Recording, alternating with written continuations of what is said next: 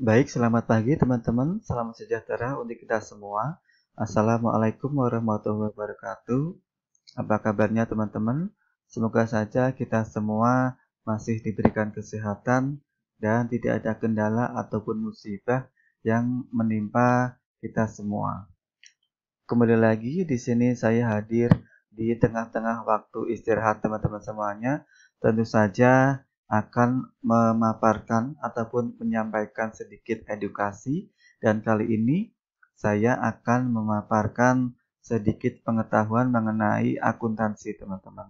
Namun sebelum kita masuk ke pemaparan yang lebih jauh, kembali lagi saya ingatkan teman-teman untuk mensubscribe ataupun menfollow akun Instagram saya dengan nama akun Romi Ahmad 03.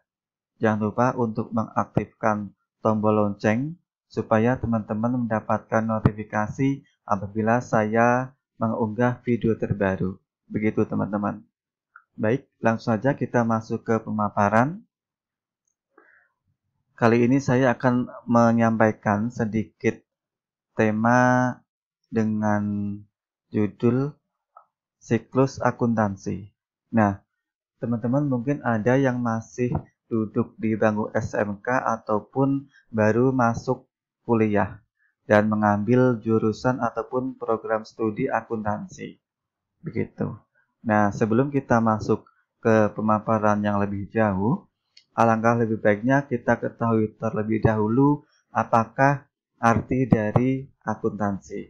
Nah, teman-teman, akuntansi merupakan sebuah kegiatan mencatat, mengikhtisarkan, mengklasifikasikan ataupun menggolongkan sebuah transaksi yang akan dijadikan sebagai laporan keuangan dan kemudian digunakan suatu organisasi ataupun perusahaan dalam mengambil keputusan di masa yang akan datang. Jadi di sini peran akuntansi sangatlah penting bagi sebuah organisasi. Baik, langsung saja kita masuk ke pemaparan yang selanjutnya.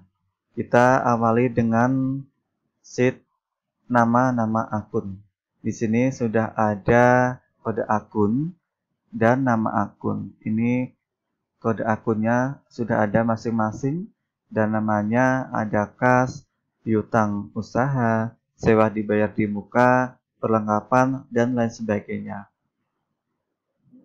Dan di sini juga saya akan sedikit menyampaikan tentang pedoman ataupun acuan yang dapat teman-teman gunakan dalam menjurnal, masuk ke jurnal umum dari transaksi. Di sini ada 5 akun. Yang pertama akun harta, hutang, modal, pendapatan, dan beban. Nah, ini merupakan posisi normal dari kelima akun tersebut, teman-teman. Dan kita masuk ke akun pertama, akun harta. Apabila dia bertambah, maka posisi normalnya dia berada di debit, dan apabila berkurang, dia berada di posisi kredit. Selanjutnya, hutang. Apabila dia bertambah, dia masuk di posisi kredit, dan apabila berkurang, masuk di debit. Dilanjutkan dengan modal. Apabila bertambah, maka posisinya di kredit, dan apabila berkurang, posisinya di debit. Selanjutnya, keempat, pendapatan. Apabila bertambah, masuk di kredit, dan apabila berkurang, posisi normalnya berada di debit. Terakhir, akun beban. Apabila dia bertambah, dia masuk ke posisi debit, dan apabila berkurang, masuk ke posisi kredit. Ini merupakan pedoman ataupun acuan bagi teman-teman yang akan menjurnal dari sebuah transaksi. Baik, kita langsung saja menuju ke transaksinya. Di sini sudah ada 31 transaksi, teman-teman. Kita menuju ke transaksi yang pertama. Ada aset diterima Indah Properti dengan rincian kas 15 juta, piutang 3 juta, perlengkapan 2 juta, dan peralatan kantor senilai 12.500.000. Kita langsung menuju ke jurnal umum. Nah, ini jurnal umumnya terdiri dari tanggal, nama akun, referensi, jumlah, dan posisinya apakah di debit dan kredit. Ini untuk transaksi pertama, nama akunnya terdiri dari kas, piutang usaha, perlengkapan, dan peralatan kantor. Ini berada di posisi debit. Sementara untuk posisi kreditnya, yaitu modal Indah Properti dengan nominal 32.500.000. Begitu teman-teman. Dan jangan lupa untuk referensi ini diisi dengan kode akunnya teman-teman. Baik, lanjut ke homepage. Kita menuju ke buku besar.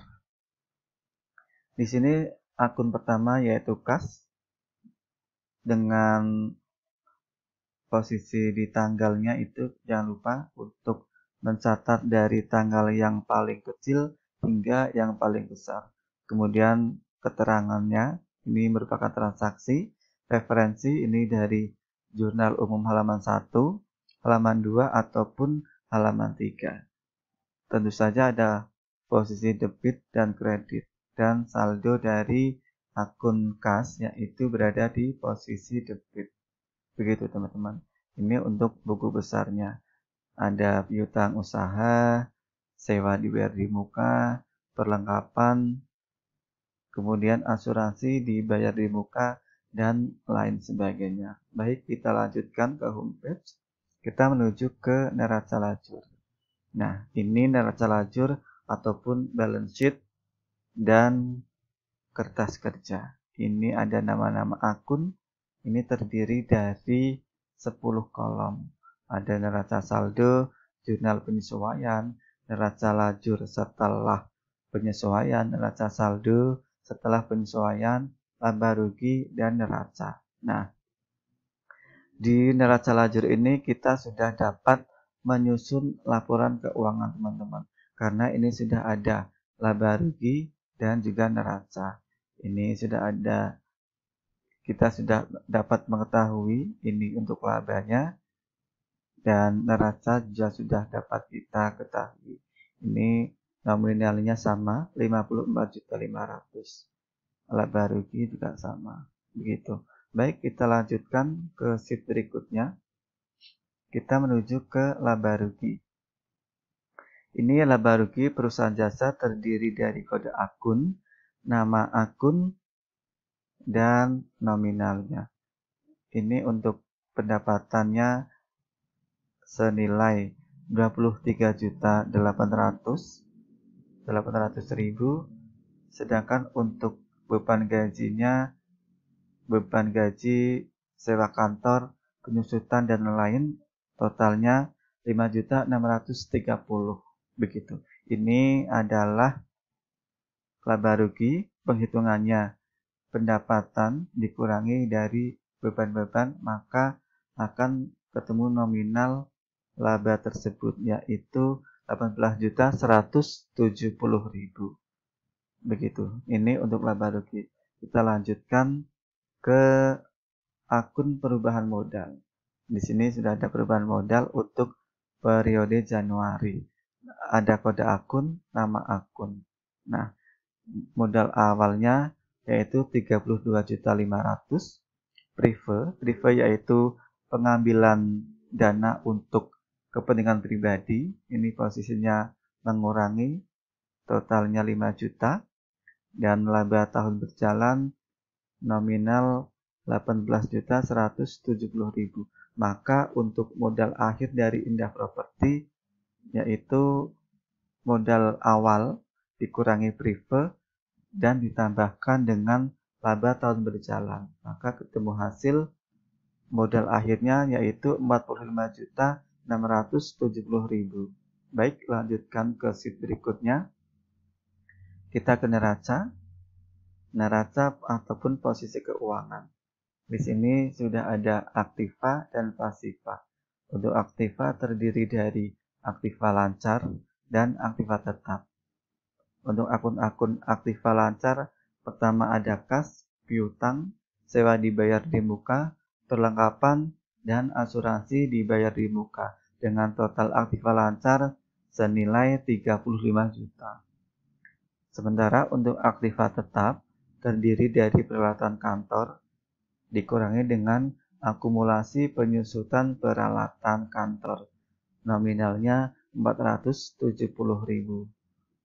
Sehingga total aktiva tetap yaitu 14.070.000. Total aktiva 49.070.000.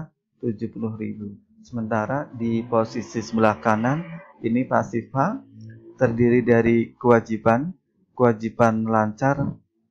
Ini terdiri dari utang usaha, utang gaji, pendapatan diterima di muka dengan total kewajiban lancar 3.400.000.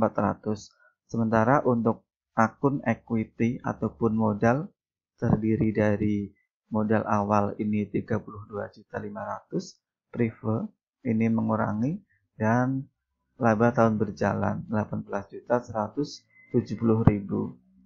Maka total ekuitasnya yaitu 45.670.000. Sehingga total pasifa 49.070.000. 49.070.000 ini untuk aktiva dan pasifa. Nominalnya sama, balance 49.070.000. Baik, kita lanjut ke sheet berikutnya. Kita menuju ke jurnal penutup. Nah, jurnal penutup ini merupakan jurnal setelah akhir periode, teman-teman. Di sini yang ditutup yaitu pendapatan, ikhtisar laba rugi, beban-beban, dan modal. Ini untuk jurnal penutup. Kita lanjut ke buku besar penutup. Buku besar penutup ini sama, hanya saja ini dilakukan di akhir periode, teman-teman. Baik, kita lanjut ke neraca saldo setelah penutup. Nah, ini juga sama, dilakukan di akhir periode. Terdiri dari kas, akun kas, piutang usaha, sewa dibayar di muka, perlengkapan, asuransi dibayar di muka, dan peralatan kantor. Ini berada di posisi debit. Sementara untuk kreditnya, yaitu akumulasi penyusutan peralatan, utang usaha, pendapatan diterima di muka, utang gaji, dan modal indah akhir, ya. Nominalnya 49.500.000. Ini sama, debit dan kredit balance, ya. Baik, kita lanjutkan. Nah, sedikit saya sampaikan, di akhir periode kadang ada namanya jurnal penyesuaian. Ini dilakukan setelah akhir periode, teman-teman, di tanggal 31 ini contohnya. Di sini sudah ada akun-akunnya dan tentu saja dengan jumlahnya. Ini balance 6.130.000. Baik, kita lanjutkan untuk buku besar ayat jurnal penyesuaian. Ini sama, buku besar hanya saja ini sudah disesuaikan buku besarnya. Begitu, teman-teman. Oke, kita lanjut ke home page. Nah, begitu teman-teman untuk pemaparan kali ini dengan tema siklus akuntansi. Semoga saja dapat memberikan manfaat, dapat menambah wawasan serta edukasi bagi teman-teman semuanya. Sehingga kita dapat menambah pengetahuan ataupun ilmu di bidang akuntansi, khususnya untuk siklus akuntansi. Demikian dari kami, karena waktunya terbatas, saya akhiri pemaparan kali ini. Terima kasih, semoga saja kita dapat berjumpa di pemaparan ataupun video-video yang lainnya. Kurang lebihnya mohon maaf. Semoga saja kita tetap dalam keadaan sehat dan tidak ada kekurangan apapun. Demikian, wassalamualaikum warahmatullahi wabarakatuh.